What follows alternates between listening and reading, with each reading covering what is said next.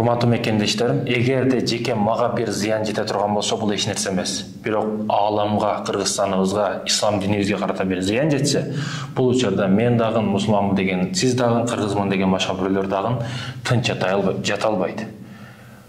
Ойлорунда, көздөрүндө тынчтык болбойт. Айтайын деген максат тынчтык маселеси, урматтуу мусулман тууган. Бизге эң чоң баалуулук. Бул нерсенин кадыр баркын биле албайбыз. Үйүбүздөгү тамакты тынч отуруп жей албайбыз, качан биздин кошунабыздын үйүндө согуш болсо. Албетте, жөнөкөй эл, кыргыз элибиз, башка журттун, башка кошуна өлкөлөрүбүздүн элдери, жөнөкөй элдер мусулманбыз. Бири-бирибизге курал көтөрүш бул эң катаан нерсе. Арзыбаган туура эмес багыттагы адамдардын ой пикирлерин колдоп, же болбосо ушул сыяктуу нерселерге алданып, туура эмес кетишибиз бул эң чоң акмакчылык. Албетте,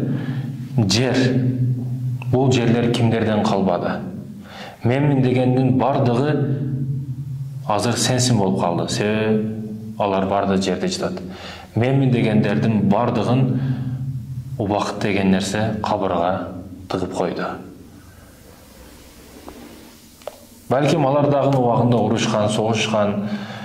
Бирок айтайын деген маселе, биз урматтуу мусулман тууган, ар бир нерсеге ой калчап, шариятыбызды ортого коюп, динибизди ортого коюп, ошонун негизинде чечимди чыгарышыбыз керек.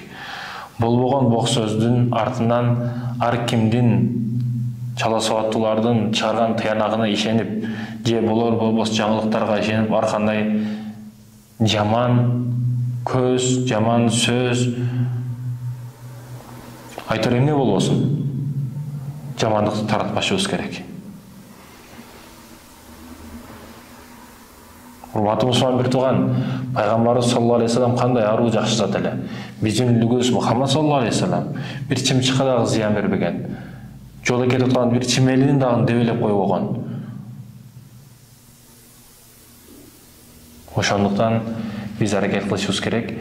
Пайгамбарыбыз саллаллаху алейхи вассалам үлгү тутканга башкалар бизге үлгү боло албайт. Же бир бул канал, же бир жаңылыктарды тараткан бирөөлөр бизге үлгү болуп бере албайт.